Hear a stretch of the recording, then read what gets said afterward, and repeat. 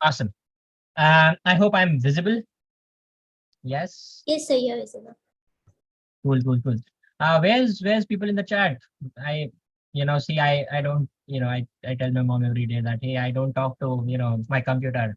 I have people around on the other end, so I need to prove that. So send me hi, hello, where are you from?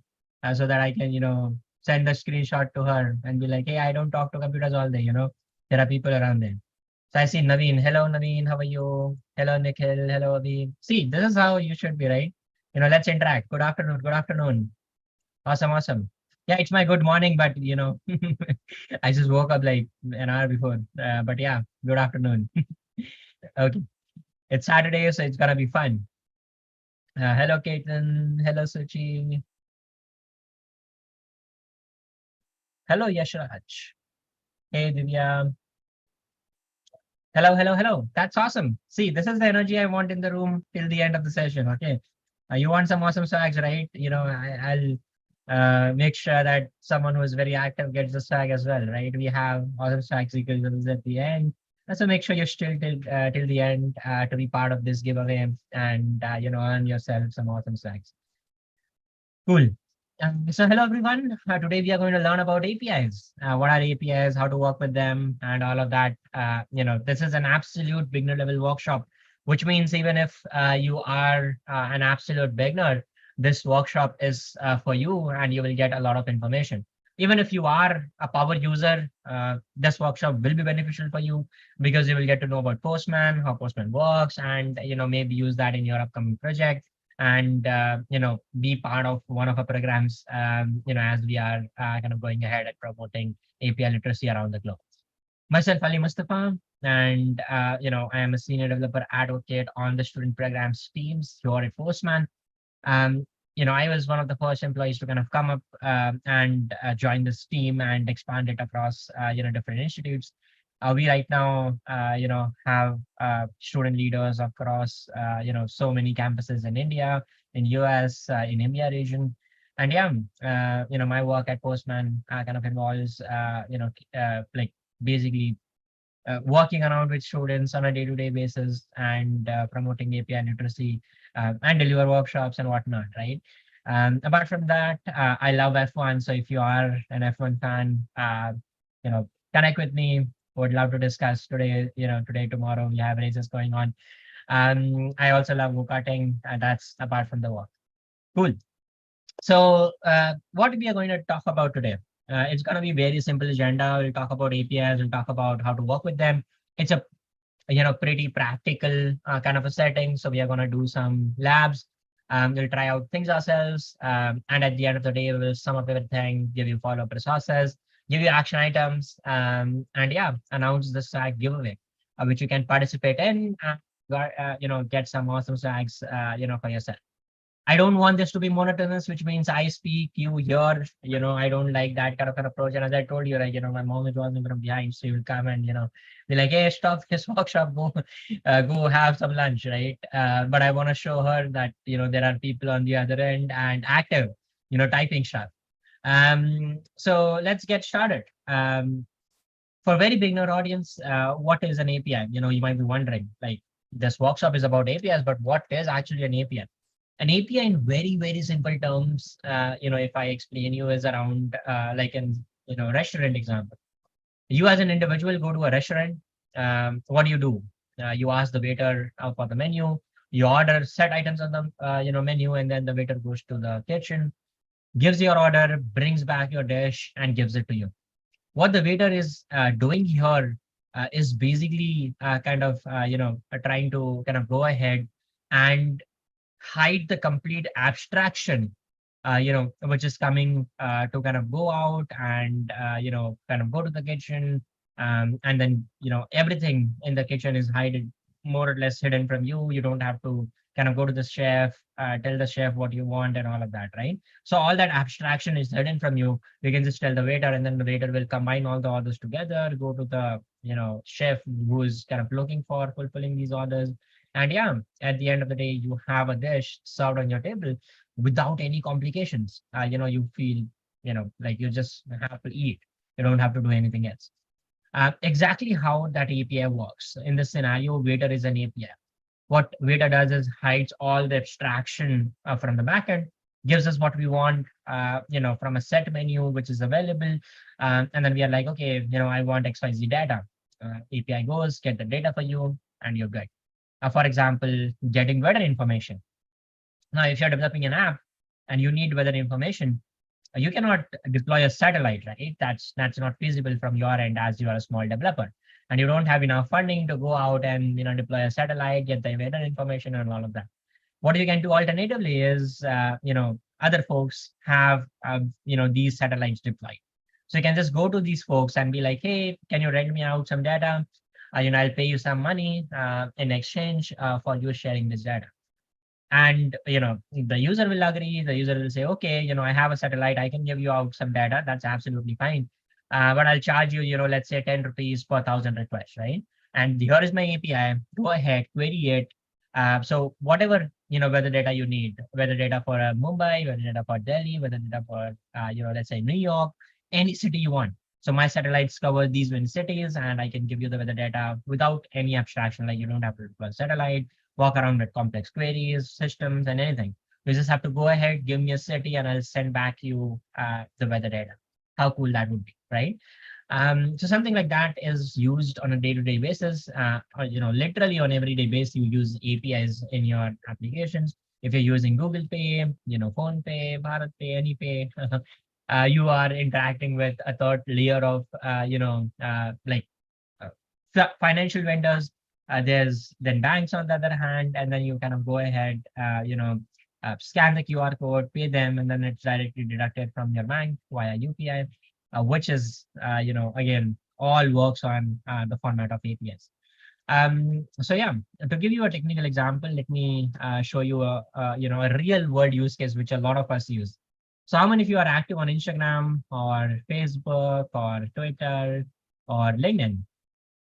Any of the social sites? I hope I'm pretty sure many of you are scrolling through reels right now. But yeah, let's see. Let's see the answers. How many of you are active on Insta? Yeah, see. Cool. LinkedIn. Oh, LinkedIn. Yeah, I have been very inactive on LinkedIn for a long time. But yeah, LinkedIn is nothing but Instagram for professionals. Okay. All, yeah, very truthful. All of them. I use almost all of them. I still use LinkedIn for fun, because I love to hear crazy stories around there. But let's assume the example of Instagram, right? Now you're attending this session, and let's say you are the Gen Z influencer, right? You want to show your, followers that you are attending this awesome API session. What are you gonna do? You're gonna grab your phone, click a photo, and upload it on your story, right? That's what I do when I go to Starbucks, or any aesthetic restaurant. So how does that happen? You open Instagram. Instagram opens camera. Now, camera is a hardware level device, right? It's a hardware on our system. And to access that, you need libraries, you need APIs. And that's where hardware level APIs or libraries come into place, which enable Instagram to access our camera. Okay. Instagram is a software. It's not, obviously, it's not a hardware. So it's more or less needs access to our hardware to run.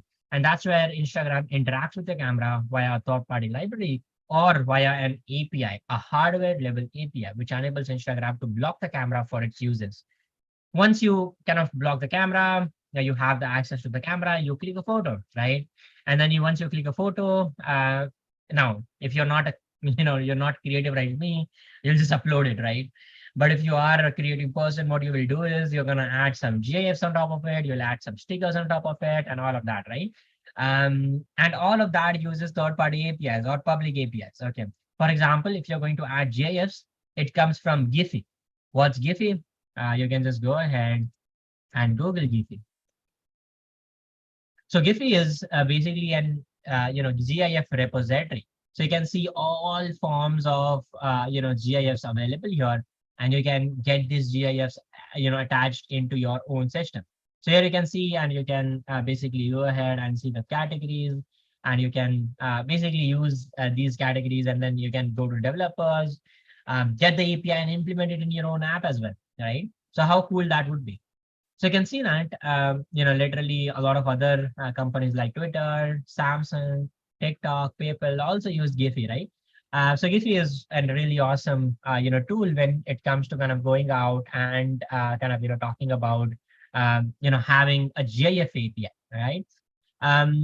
So it's really, really cool to kind of get started with that.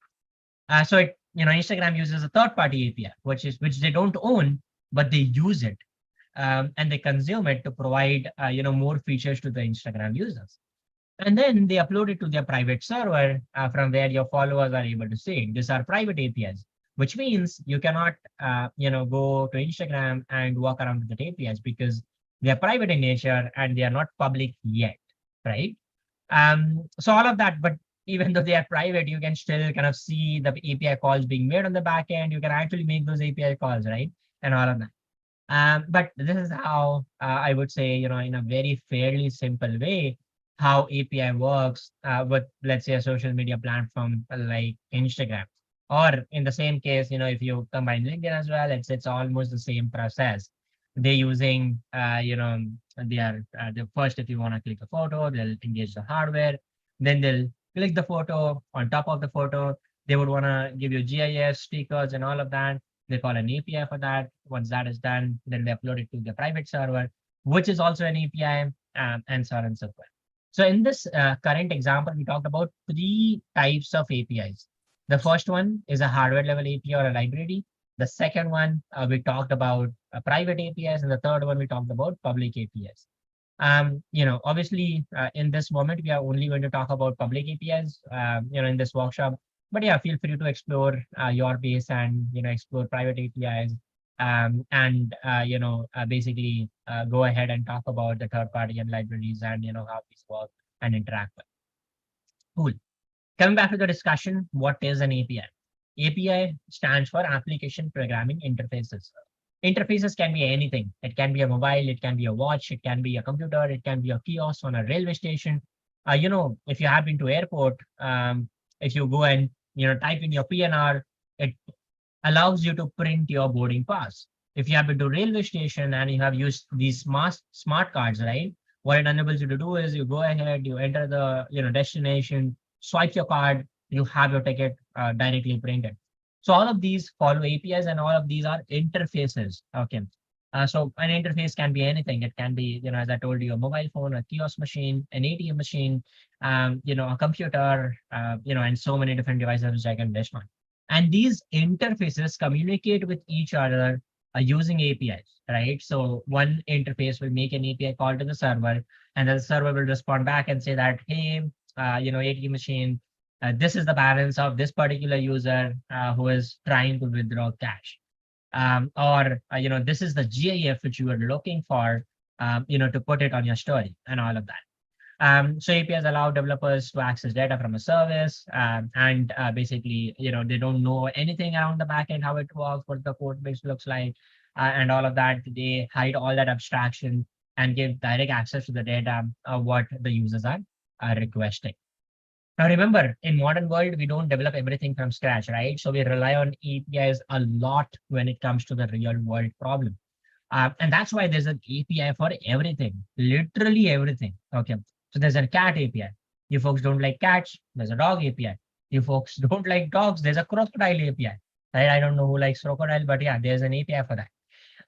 Then there's Open Weather Map API, which allows you to get the weather information. There's Spotify API, which will help you to get the latest songs recommendation. We actually have a dedicated lab around Spotify, which is around API 102. In case we issue through API 101, we will definitely schedule that sometime. And you folks can ask your organizers to schedule it. And we will talk about Spotify, how we use Spotify APIs to develop our own application and our own song recommendation system, right? How cool that would be. Then Google, Facebook, they all have APIs which are available and which we can use in our day-to-day life. So when we talk about APIs, I usually say this, that APIs are nothing, but they are Legos, right? How many of you have played with Legos? Anyone played with Lego? Lego, you have seen Legos, right? They're plastic blocks which you can attach together and create creative stuff.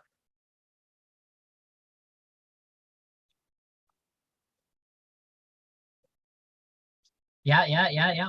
For people who have not yet have the great fortunate to play with Legos are amazing.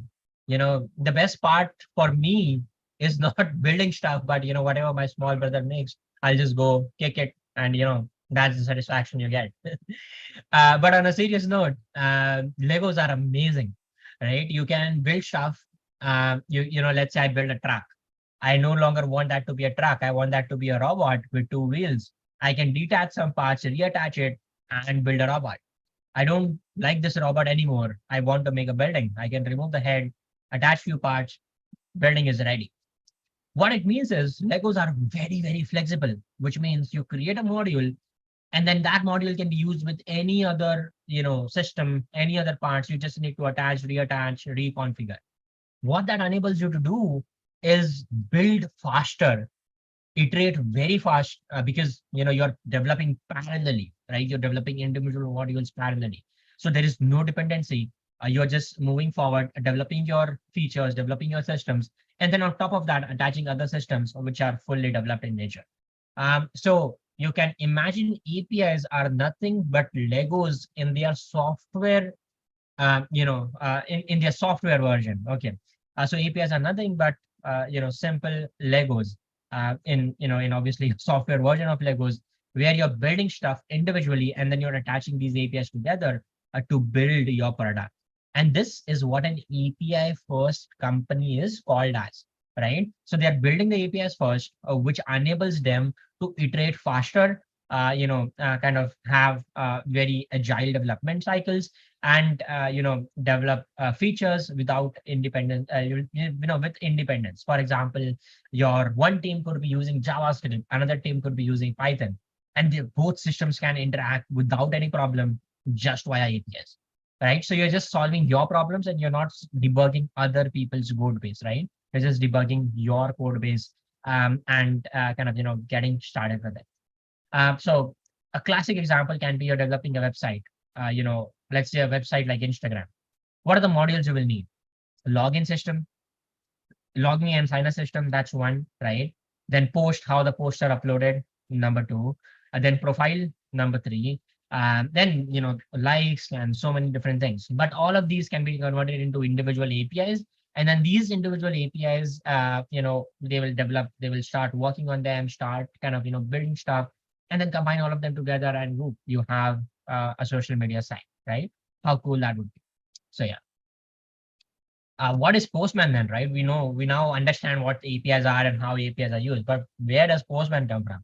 So Postman is a collaborative API development platform. I emphasize on the word collaborative because it offers you capability to work around in a team and develop APIs at scale. You don't just develop APIs, you can use APIs, develop them, test them, ship them, maintain a source of truth for your APIs within Postman. And that makes Postman one of the best tools available for API ecosystem. And that's why 98% of Fortune 500 companies use Postman in their day-to-day life. And around 60% of Global 2000 organizations use Postman, which makes Postman one of the key skill sets to have when you're graduating, because if you're ready already using Postman and already know about APIs, then you have an upper hand, than your peers to go ahead and kind of start working in the companies. We have literally seen companies highlighting Postman as one of the skill sets, in their, job description when they are hiring people. Which companies use Postman? Companies like PayPal, Walt Disney, Philips, Comcast, Google, all of these companies use Postman on a day-to-day basis. And we have right now 20 million active users. And it's growing, day by day to a lot more. So Postman becomes a very, very important tool when you're talking about APIs. I'm not saying that because I work for Postman, but because, before I joined Postman, I used Postman for almost 3 years of my life, right? So if you are a developer, you're going to come across and use Postman for sure, because it makes a development journey really, really easy. So and for very new users, if you don't know anything about Postman, understand it this way. that if you're working with APIs with a command line, it's going to be very hectic. You don't have an ability to retain the data, have visuals around it, and understand what's happening behind the scenes. With Postman, it becomes a lot more easier. And even if you're an advanced user, you get, the command line kind of an approach as well. So you get everything within one place, and you can kind of use APIs literally like browsers. Okay, like I go and browse websites, right? Literally, you can browse APIs like that, and it has a very simple UI to enable you to collaborate and walk around with APIs. So that's what we are going to use today for our workshop. Postman is completely free for individual users. If you are a student and you're looking to build something using Postman, we are happy to give you an enterprise license completely for free. But if you are kind of doing it for profit, then there is a limit of up to 3 people. So up to 3 people, Postman is still free. You can use it for even any purpose which you want, even for profitability, like you're developing an API and selling it is absolutely fine. But when it comes to more than 3 people, then there are different plans which you can go ahead with. But as a student, you don't have to worry about any plans because even if you are going to develop some awesome projects, you will get Postman for free, literally the enterprise version. You just have to reach out to me with the use case which you are working on, and we'll be happy to allocate your college a Postman enterprise license, which costs up to $1,000 per seat. Awesome. So let's go ahead and let's talk about requests and responses and how they work together, right? So when we are talking about APIs, obviously you cannot directly walk around with APIs. You need to have a proper systems in place. By the way, say hi to my little brother here. He bombards my meetings frequently. Okay. So that's where responses and like request and responses come into the place. So this is almost the time for practical, and we are going to move directly into the practical. So here we are going to talk about how the request works. So there's a client and then there's a server, right? So what happens is you are going to send a request via the network to the server, and the server is going to respond you back with the response, mostly the data which you're requesting from the server. Or if you told server to execute XYZ command, the server will come back and say that, hey, I executed this, or I did not execute it, or you do not have enough permission, and so on and so forth, right? So this is how the request response pattern actually works. So we go ahead and we create a request to basically send the request, right? So there are three major components of creating a request: method, address, and path. So let's understand them in a deeper sense. So this is how the interface of Postman looks like. So there's a drop-down which helps you select a method.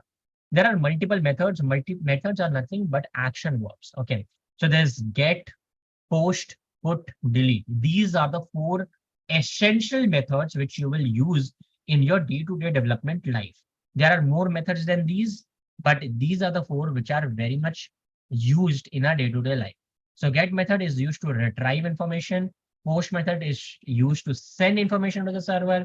To update information, we use put or patch. And to delete information, we use delete method. Okay. Again, remember these methods.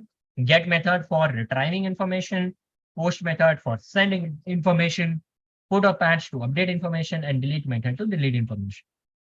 Now, that action verb is followed by what? It's followed by the URL. Now, the URL is also divided into three parts. The very first part is called as a protocol. So here you can see we are using HTTPS protocol. You can use HTTP protocol. You can be working with a WebSocket. So in that case, the protocol will change. So the first part is the protocol, what protocol you're using. The second part of the URL is the host or the IP address of the server you're trying to reach, right? So in most cases, we have domain names, DNS.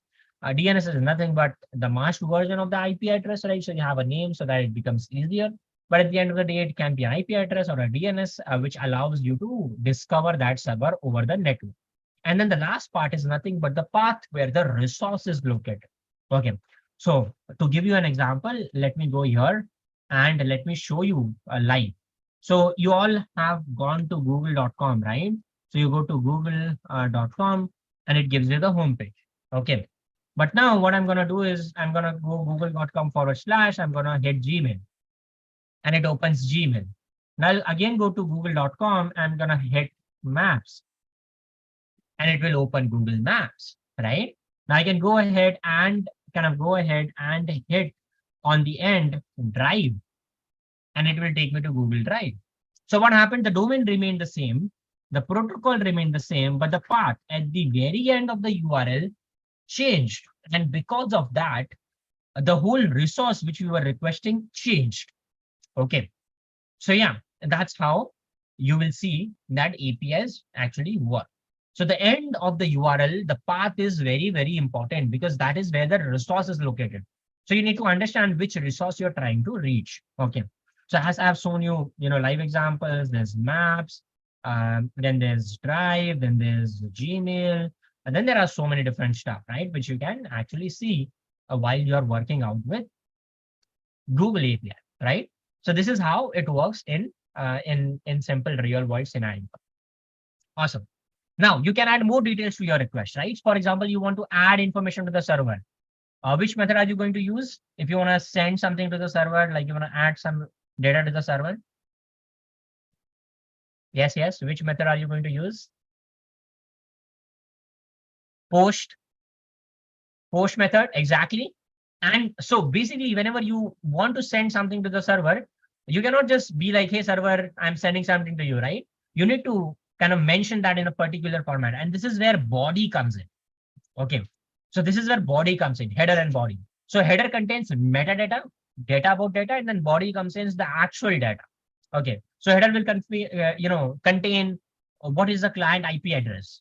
What kind of connection the client is requesting. Is it an active connection? Can I kill the connection later on? What kind of connection request the client is requesting? And all of that are the parts of headers.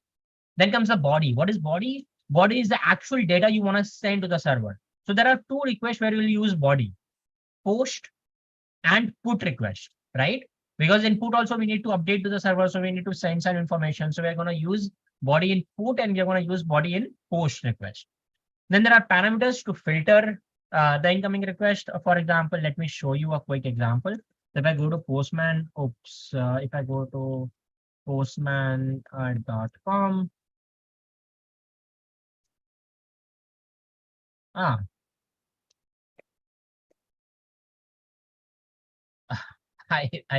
forgot to add N at the very last. But yeah, I'll show you an example of how it works. So let me send a request.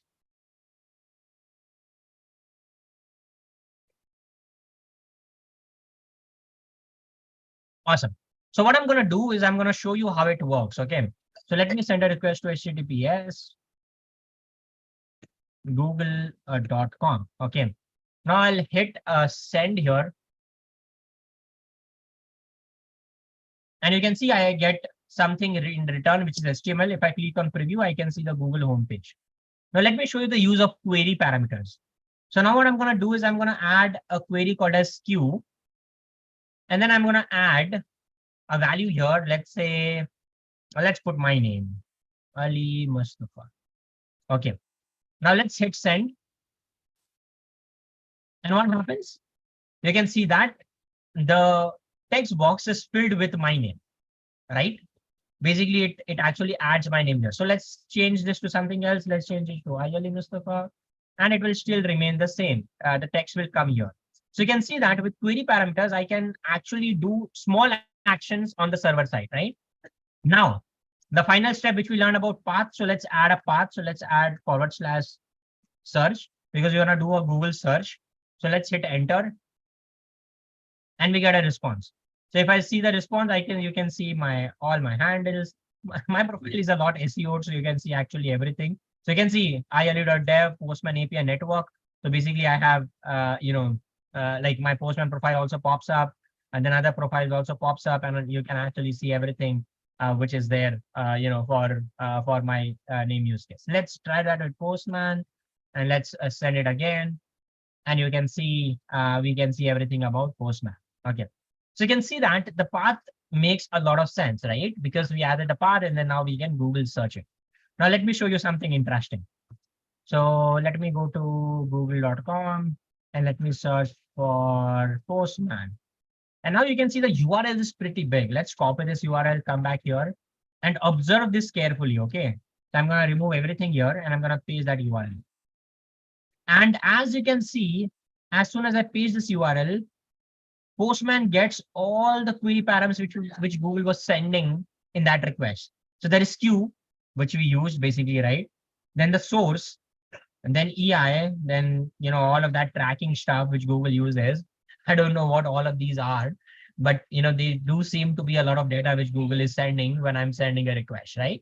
So if you see a big URL and you're not able to decode it, you can just post it in Postman, and Postman will tell you what key value pairs they are sending, and that will enable you to understand it in much better way.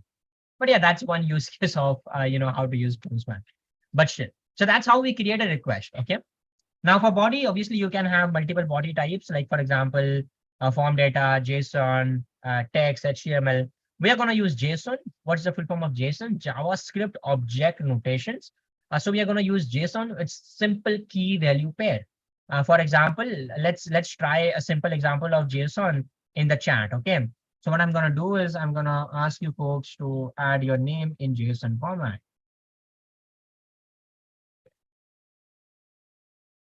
Oops. Instead of Ali Mustafa, I write ALU. Okay. You don't misspell your name. Okay. So this is a very simple JSON format. I'll show you one more with two, kind of two items added here.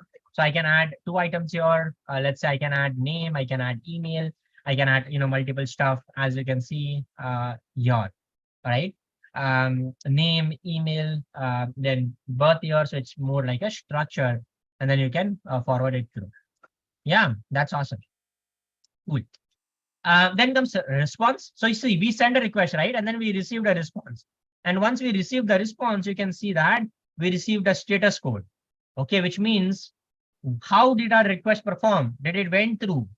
Did it not went through? And all of that. So this is where the status comes in. So it says that 200 okay, which means the request you sent succeeded and everything worked fine. So there is 200 family, there's 300 family, there's 400 family, and there's 500 family. So let's say 400 family, what happens if you encounter, let's say 401 or 403? This means there's user's fault. 404. What is 404? Can someone tell me? It's easy. 404. Have you ever heard about 404? Yes, yes, yes.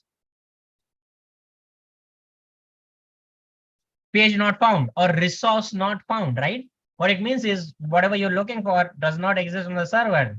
Try to restructure the URL. So that's not server's fault. Server is working fine. It's your fault because you're searching for a file which is not present on the server in the very first place, right? The server is like, hey, I don't know what you're searching for, but this does not exist here. Now there are 500 errors, which means it's server's fault. Okay, so server, let's say you send a request and server crashed. So it'll be like, hey, internal server error.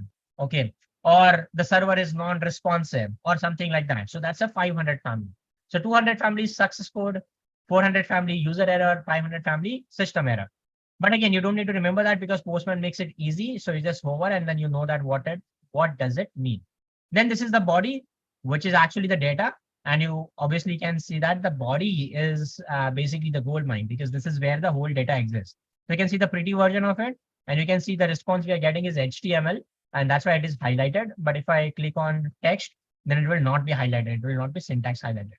Majorly, we get JSON in return, but sometimes XML and sometimes HTML as well. Awesome. Cool. So now it's time for the practical. Let's go ahead and start with the practical.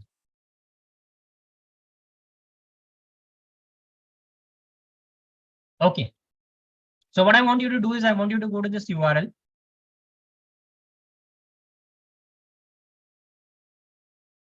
Open this URL. Quickly open this URL. Make sure you have an account on Postman. If you don't, you can sign up quickly. Okay, it doesn't take a lot of time. See, as people are joining, I'll show you. I emphasize on the word collaboration, right? So many people will be like, hey, what do you mean by collaboration? See, as more people are joining, you can see 14 people active. As more people will join, I can see more people active here, by the way. And it's live. So this is what I mean by collaboration, right? So Postman is a very, very collaborative, platform, which means you're not just working alone, but you can work in a team and get that accomplished really, really quickly without without much of a problem, right? So I see 16 people live. Where are others? I see 70 people in the call. I need at least 50 active here. Okay. So I see 20 people active.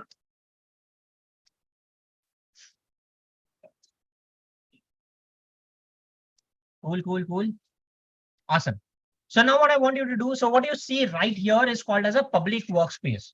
So what's a public workspace? It means I have created some set of APIs and I want you to utilize them directly, right? And that is why I have created this public workspace so that you can go ahead and you can basically create a copy and kind of get started with it. Okay.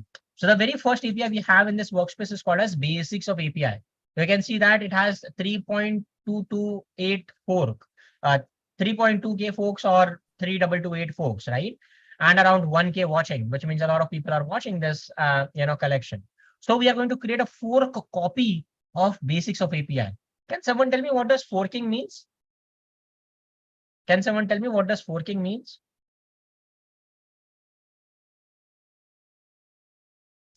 Yes. Making a copy. So forking means making a copy, but not just making a copy, but actually, if you want to create a pull request, you can actually go ahead and create a pull request. So it has the origin attached to it. So basically you create a copy of that, you make edits, and then you create a pull request. So Postman is completely Git controlled. Okay. So you can create a pull request, you can merge a request, you can review individual PRs and everything. So you can see how collaborative Postman is in an overview setting. So let's go ahead and create a fork copy. So right now you can see the fork count is 3228. I want this to go to 3250 because we have enough people. We can make it even 300 if everyone participates, but I'm not sure if everyone is going to participate in the hands-on session. So let's make it 3250. Okay. So let's go ahead and create on fork, and then I'll send this URL in the channel, and then I'll show you. I'll walk you through, right? So I have shared the URL of direct fork here. So there is a label required. What is a label? Label helps you to distinguish between the master repository and the repository which you are cloning into.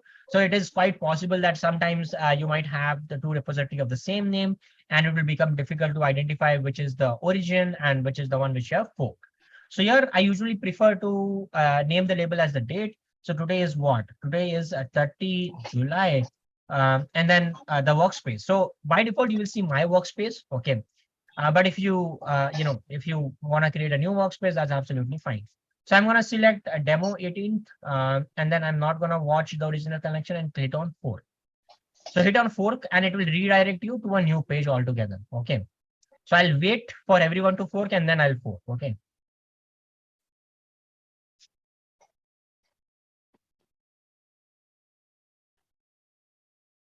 I can still see 2 to 8 forks. Come on, folks. 2 to 9. Okay, one more. We need to make it 50. Again, if you don't have an account on Postman, it will prompt you to sign up. You can sign up quickly and it is very easy. Okay. So you can sign up very, very quickly. Okay.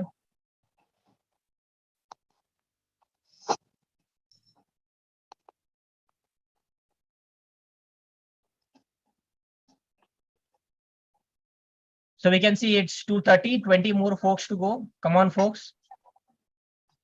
I want 20 more people active. See, if there are more people active, it's going to be very fun. Okay. But if there are less people active, then it will not be that much fun because, it's a very interactive workshop. So we need more people adding stuff and then, kind of going back and seeing it. So it's going to be very fun if a lot of people participate.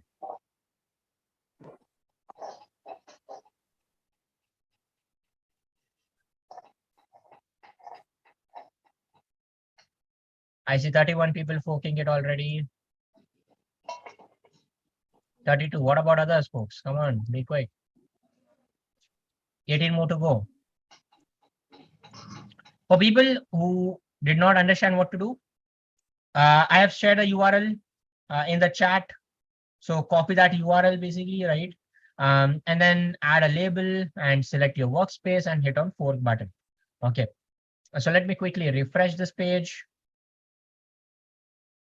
Let me copy it. Let me share that with you folks again, once again. Enter a label. I'll use today's date, which is 30 July.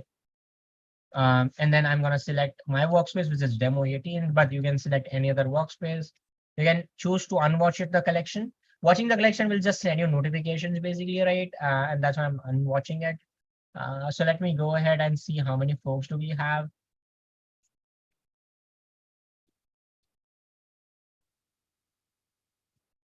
So you can see the use of label, it labels here like that. Okay.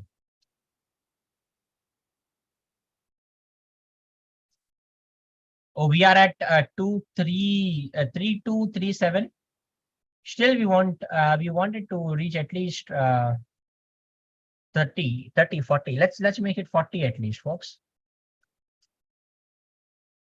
4 more to go, and then we'll start with the packs. Okay.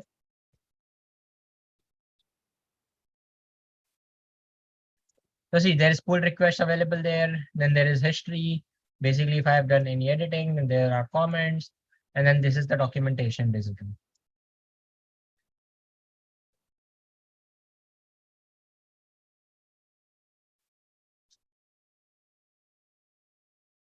Awesome. So let's get started for the people who have voted already, because we don't want to waste a lot of time, right? So let's close this. So what is the very first thing you will do when you come across something new? Open documentation, right? So let's go ahead and open documentation. So click on these 3 dots and click on, view documentation, and it will open the documentation page for you. Okay. So this is basically the documentation page, which will open up for you. And this documentation page will have multiple basically details, and like how to use that API and all of that, right? So all of that information is present in the documentation page. So let's do a quick poll. Let's do a quick poll. Now, I don't know if I have an option to create a poll here, but what I want to do is I want you folks to select one API from these 3. So we have 3 APIs available with us, which we can work with today. So we have a joke API, we have a quote API, and we have a book API. Which one do you want to work with? Let's do a quick poll. Vote for the API you want to work with. Come on, folks, be quick. Put it in the chat.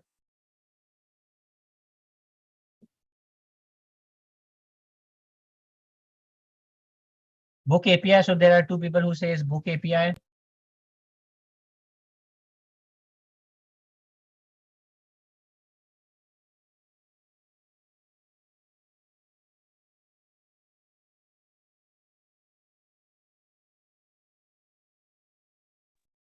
Yes. Okay. I see a lot of jokes in the chat. Joke, quote. It has to be a joke. um, it has to be a joke. Okay. Okay. Okay. Quote, quote. I see a lot of quotes in the chat instead of joke. Should we go ahead with the quote API then? Okay. That's what it looks like the sentiment is all about. Let's go ahead with the quote API. Okay. Cool. So the code API documentation is on the second number. Here you can go ahead and you can click and you can jump to the code path, right? So see, this is the endpoint URL. So let's copy the endpoint URL. Let's copy the endpoint URL. Okay. Let's go in here in Postman, click on basics of API and click on get data. So here you can see add your URL here, paste the URL here, hit enter and tell me what do you see in the response. Yes. What do you see on response? What do you see in response? Just replace the add your URL variable with the URL which we copied from there, and tell me what do you see in the response. You see hello world. What is the status code? What is the status code? Awesome, Pujan and Aisha. Come on, folks. What is the status code? Status code is 200. Dhruv answered it right. Dhruv Kumar, 200. What does 200 means?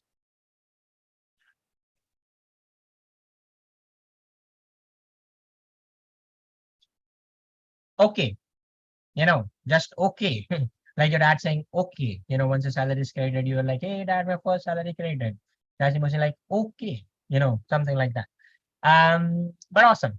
Let's go ahead and let's start with the quote. Okay. So what I'm gonna do is I'm gonna go ahead and type quote and hit enter. Oops, spelling mistake. Okay. So I added quote in front of the URL and I got a response. Can someone tell me what quote did you get?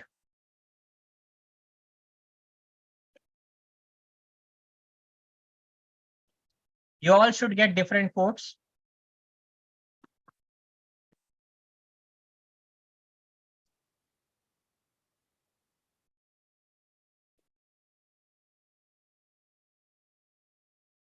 You work so hard for this moment, your new life is finally beginning and you are deserving of all of it. Yeah, that's a good quote, Dishan. Awesome. So you can see that the server responds back with JSON and it has ID, author, quote, and source. So it has some information which we can actually see. Okay. Now let's say I want everyone to see quote number 0. So what I'm going to tell you is I'm going to tell you to add a parameter. So here we are going to add a parameter called as ID. Okay. So here we are adding a parameter. So you remember we added question mark last time. Now this time we are using colon because colon is a path variable. So there are two types of variables available, query params and path variables. The difference is that query params are key value pair and path variables are only value pair. Okay, so there's no key.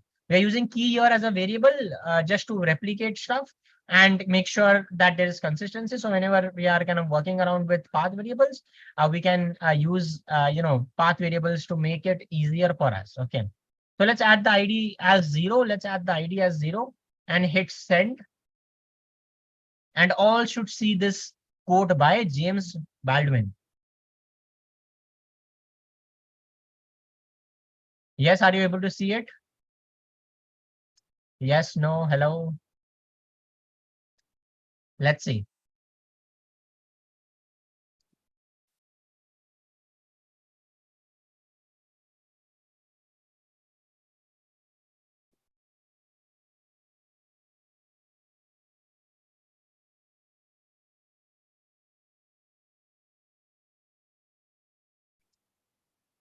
Yep. Awesome. So this is basically how we kind of get started with, right? Cool. So let's go ahead for the second part. So let's save the request first, and then let's go ahead for the second part. Now we're gonna add our quote to the server. So click on add request, go here on the left hand side, click on these three dots and click on add request. Then it will ask you for the name of the request. What you're gonna say for the name is going to be called as add quote. Okay. So for the name, it's gonna be add quote. Now the base URL remains the same. So base URL remains the same. So looks good. Okay. Hit send and tell me what do you see as a response. Click on save. Okay. What method should I use? I need to add something to the server. What method should I use?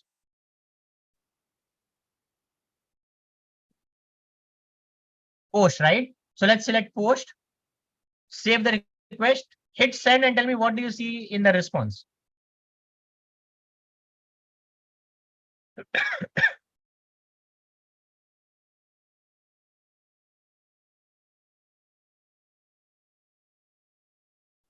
Hit send, tell me what do you see the response and what is the status code.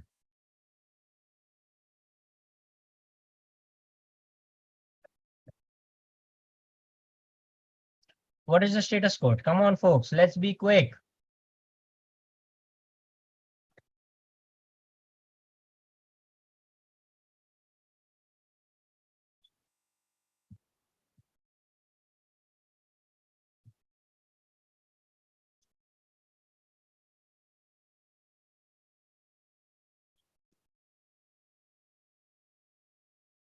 400, bad request. Why it is a bad request? Does the body say why it is a bad request?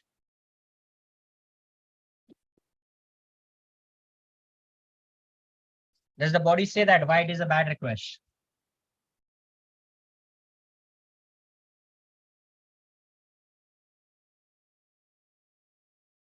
When I say body, I mean response body, right? Not a dead body. So it says, hey, you did not send. So see, basically you did not specify a body, right? You did not specify the ID. You did not specify anything. And that's very valid, right? If I'm going to send something to the server, what do I need? I need a body. So let's add body. So here in this Postman, you can see there is a section called as body beside header. So click on that. Click on body. Then here there is none right now selected. So click on raw, and in the drop down, click on JSON. Make sure you select JSON here and not text. Okay. So click on none, click on raw. In the drop down, select JSON. Okay. So once you select JSON, at that moment, you can start writing the body. Now, where will I get the structure of the body? Can someone tell me? Where will I get the structure of the body? How does the body look like? What kind of body do I need to send? Yes, folks. JSON, yeah, it is JSON, but where will I find it? Where can I find the sample body? In the documentation, exactly. Let's go to the documentation. Let's go to the documentation. Let's go to point number 2. And here you can see that this is how the body looks like. So let's copy the body. Let's copy the body. Let's copy the body. Come back here. Paste it.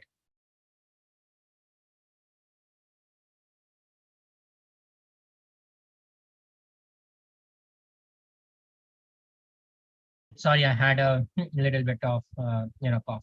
Okay. So paste it here, and then change the author to yourself. Change the author to yourself. So I'm gonna put Ali Mustafa here, and then the source is gonna be self, because I don't have a source right now. Or I can just write my website, which is https iali.dev. Okay. Let's hit send and see what happens. Let's hit send and see what happens.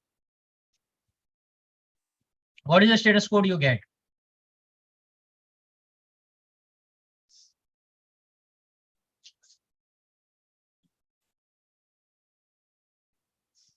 Come on, let's see.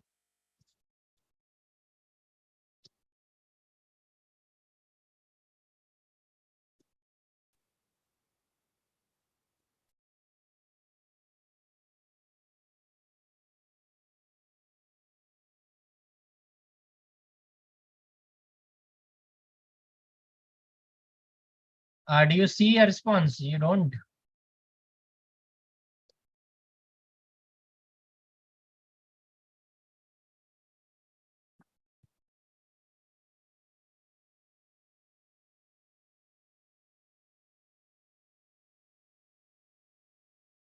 $400. It says 400. Why does it say 400?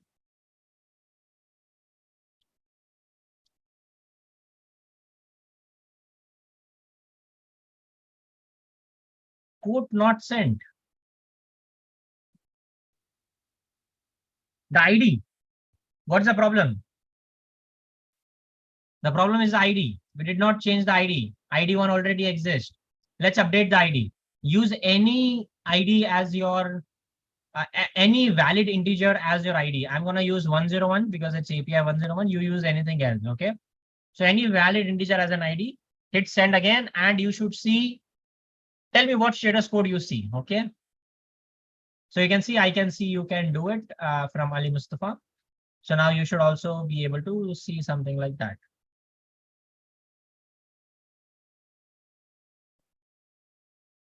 So I can see one more which says try KKK, try 111 from KKK. So that's visible here. 201. Exactly. So what does 201 means? It means created, which means you send something to the server, you ask server to do something, and its server created that resource for you. Okay. Let's see more codes coming in. Come on, folks. Let's hit that button. Come on.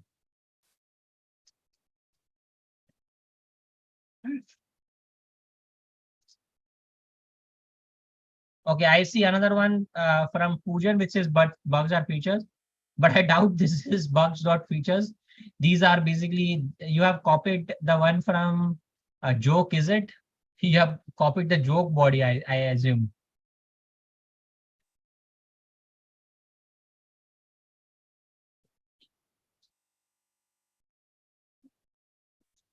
Nope. Yes.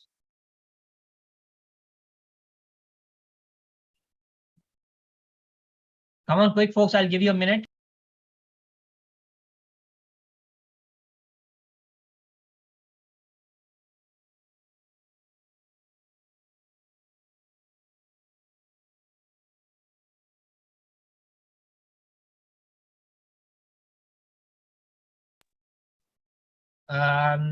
Yes. Come on, folks.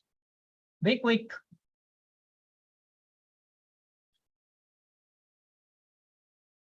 Okay, I see one more from Ovis Pathan.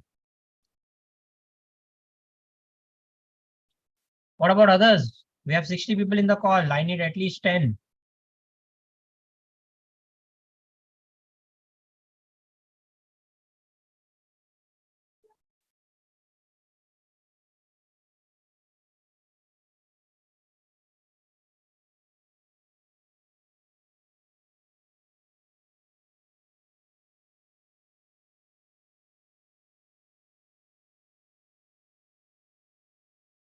Okay, I see one. Dhruv Kumar, is this the real life?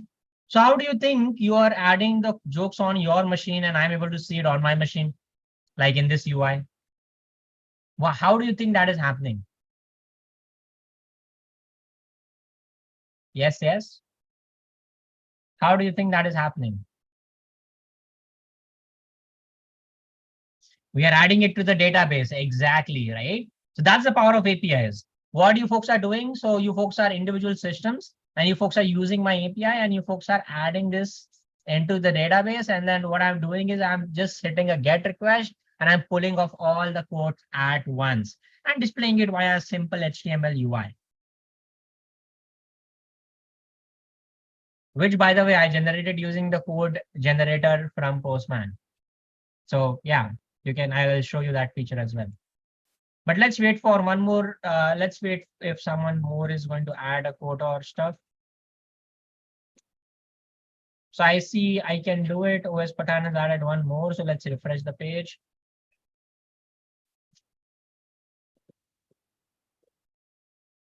Awesome. So this looks good. Let's go ahead and let's try the next one. Okay. So this is where the reusability of Postman helps you out a lot. Okay. So what does reusability in Postman means? In simple ones, it means that, okay, you should be able to reuse this request, right? So now for updating the joke, what I need to update, I just need to update the code, right? And everything else is going to remain the same, right? So instead of copying, pasting all of that, I can just copy the request. So let me show you how. So hover over add quote request, you will see these three dots. Click on these three dots and click on duplicate. And it will create a duplicate. Now rename it to avoid confusion. So rename it to update quote.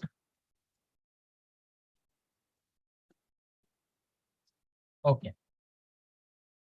Now, do I need to change the method?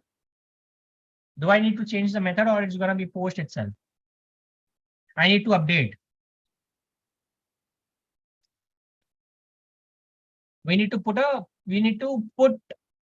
use a put method. Okay. So you can use a put or a patch. So what is the difference between put and a patch? Put updates the whole body, patch updates a part of the body. So in this API, we are going to use put because it's going to update the whole body, not just patch the body. Okay. So here we are going to use put. Now what more I need to change? I need to change the code. Okay. So I'm going to change the code. So I'm going to not use my code. So I have beautiful codes written. For example, one of my codes says, oh, cancel. So one of my beautiful quotes says that celebrate change instead of celebrating birthdays, because for change you can celebrate, basically a lot of times. By the way, that is available on my Instagram, so I'll just copy paste it, right, instead of typing it. So you can see here is my quote. I'll just copy it and then I'll go here. You can create your own quote, right? So basically that's up to you as you want to do it. So you want to create your own quote. I'm going to use this quote for now.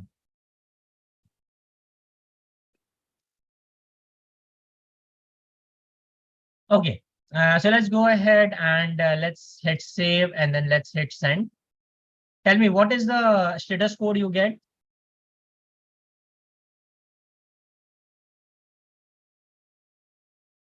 See, my code is visible here, isn't it?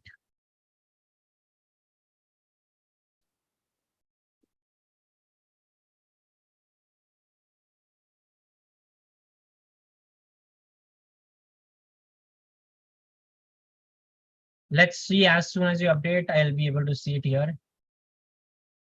Okay, I see one more. OS has updated it. Time is what is we want the most, but use the worst. Exactly right. We value money over time, but we don't value time enough. And time is priceless. You can earn money, but you cannot earn time. So yeah. Let's see other codes. What is the status code?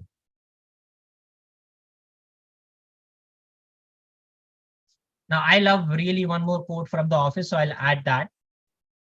204, which means you made the change, but there is no content in return. So I'm gonna create one more add request. I'm gonna duplicate this. The reason I have a very beautiful quote by if you have watched Office, then you might obviously know this quote, right?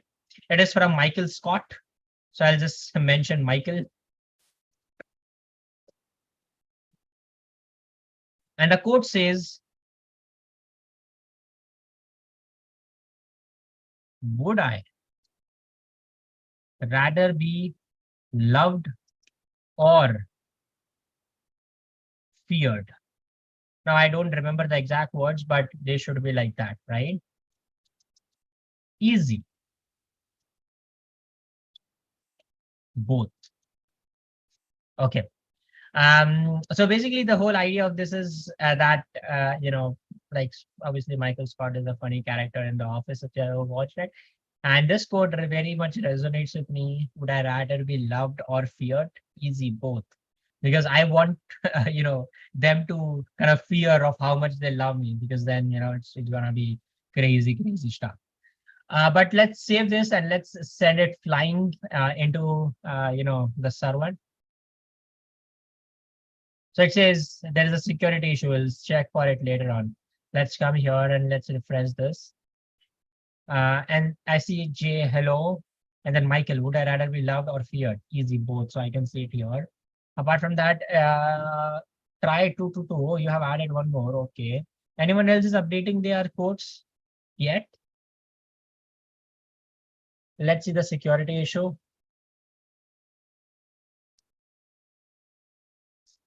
Okay. So the last part is updating the joke. Okay. So the last part is updating the joke. So open the documentation. Sorry, deleting the joke. So open the documentation and delete the joke. Follow the steps. Can you do it for me? It should be very, very easy. You have to just delete it. So this is basically how you delete the joke. Not the joke, sorry, delete the code. Because joke is the most used one. So, usually when I discover something else, it's crazy. Books and quotes are the least used ones. But you folks, kind of chose quotes, which is crazy. And by the way, I never get books recommendation because engineers, right? Engineers don't love books. But you folks were the first ones to say books. So I would say you are good engineers. But yeah, let's do this quickly. And then we'll come back here. Response 200. Okay, yes. So once you delete it, it will just give you 200 response. It will not give you anything crazy, and it should be deleted from here as well. So you can see it is deleted from here. I'll delete my joke as well. So let's go ahead and let me delete my joke as well. So I'm gonna delete my joke. I have two jokes added. Sorry, two quotes added. I'm saying joke again and again. Let me go and delete my quote.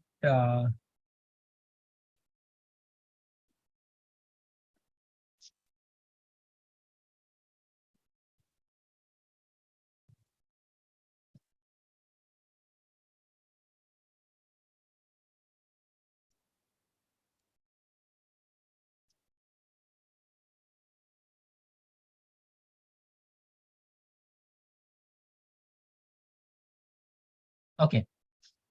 So this looks good.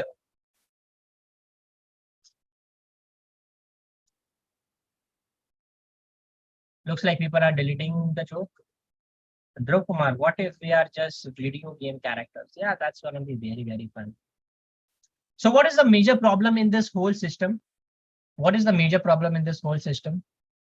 Can someone tell me?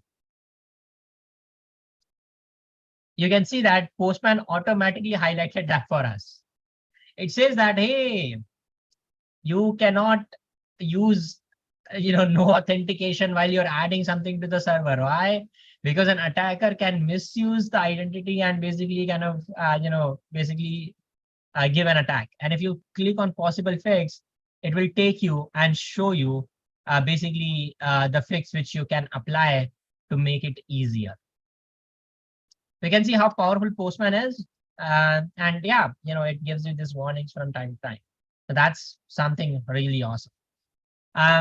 Okay, so that's about the workshop. I hope you enjoyed it. Let's do a quick recap around what we learned, and then we talk about the swags, and then we are done.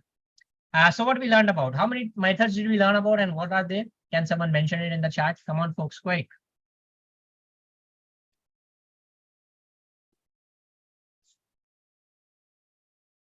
Let me check chat on the other device.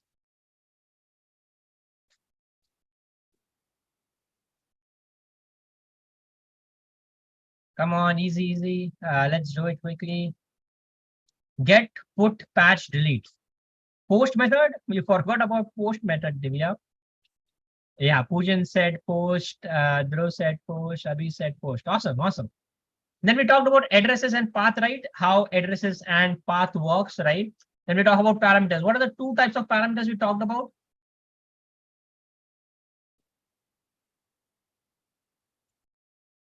What are the two types of parameters? Yeah, body and URL, that is good. But parameters in terms of adding variables.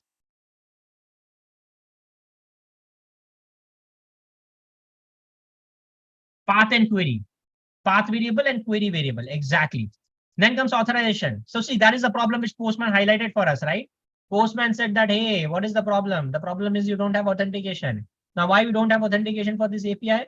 Simple, because we don't need authentication for this API, right? It's a very simple API, and that's why we don't need it. And we have proper security guidelines in the backend, which means we can flush it at any moment. We can stop the server at any moment. And we have so many guidelines which we can control. So basically, we have enough control here, but we made it easy for you folks to do and work with APIs as a very, very beginner level stuff, right? But if you go ahead and you do that, like in the future, and then this might, you might want to use authorization. Then comes body data. What kind of body data did we use? What is JSON? What kind of body data were we using?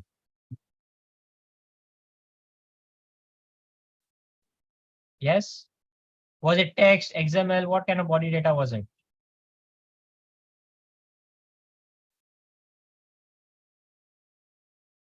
It was JSON. Exactly, it was JSON. Awesome. So that's about almost it.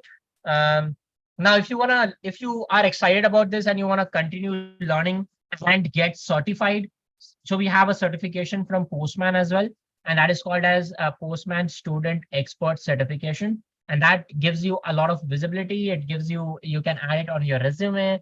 You can, it's a verifiable badge, which means you can share it with your employer, and it will definitely give you an upper hand when you're going in the industry and kind of, boasting about your API skills. So this certification, you can go ahead and apply here. So I'll copy the link and paste it in the chat right away.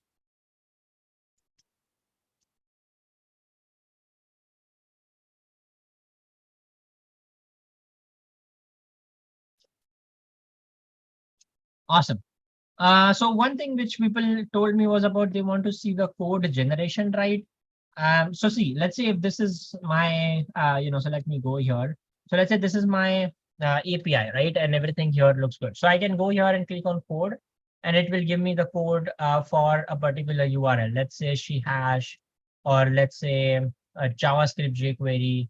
So I can see I see a sample code which I can use basically in my day-to-day life, as I'm kind of coding it up. So that's the code generation, which happens on the spot using Postman's code snippet feature.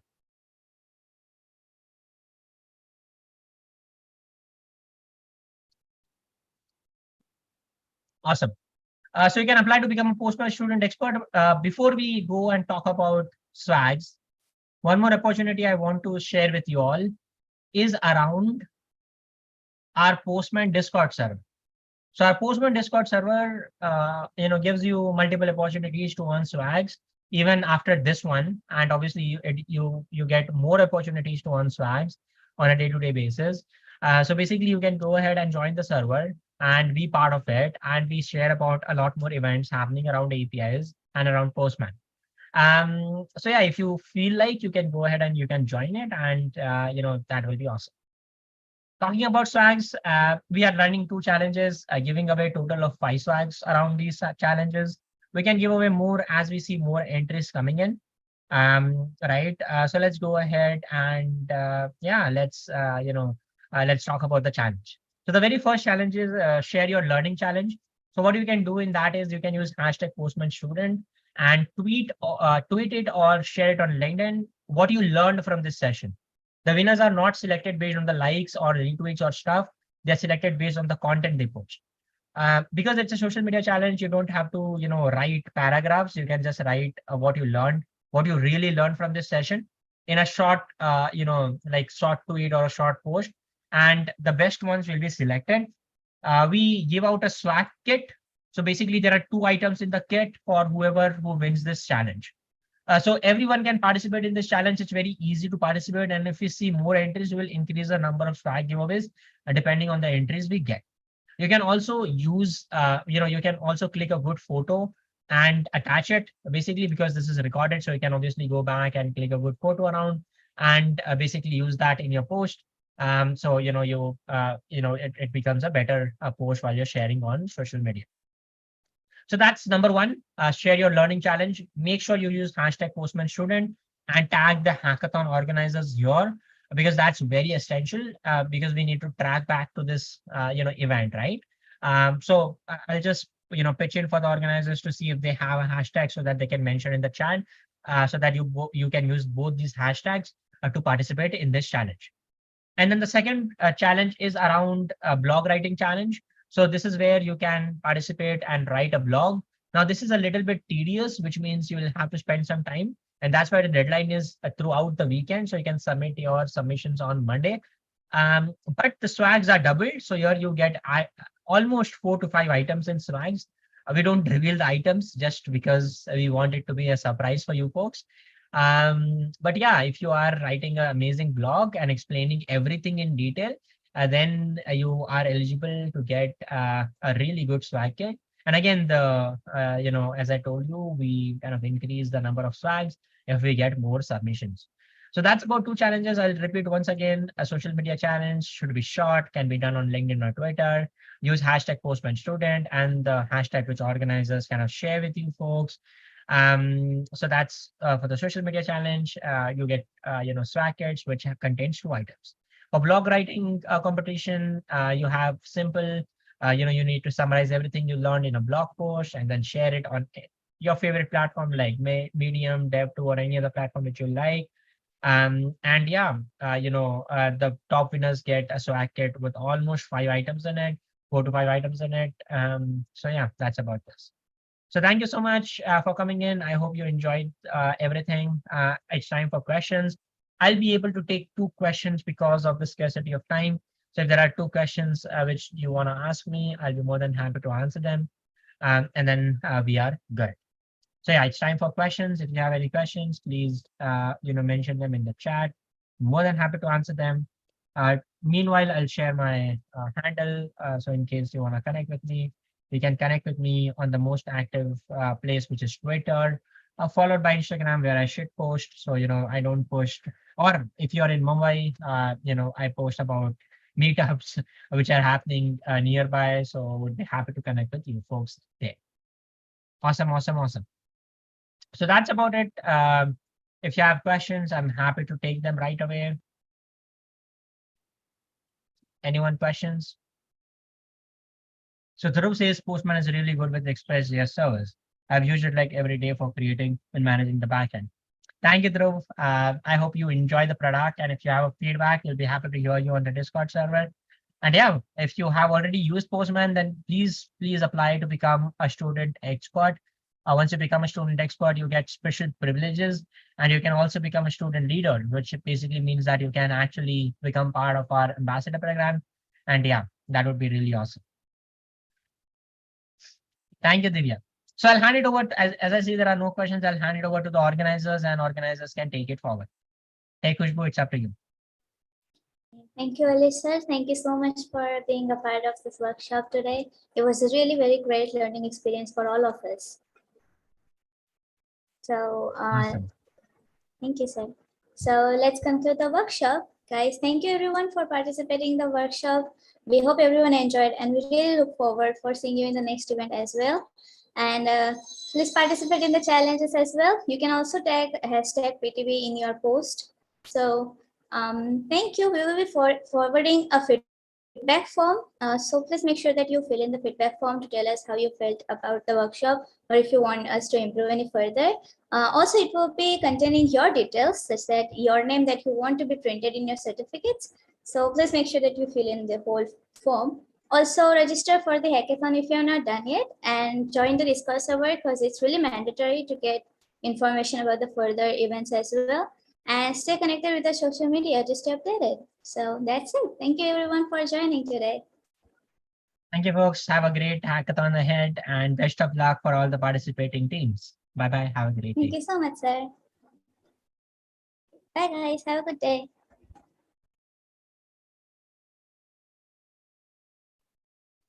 The feedback form link is shared in the chat. Kindly please fill the form.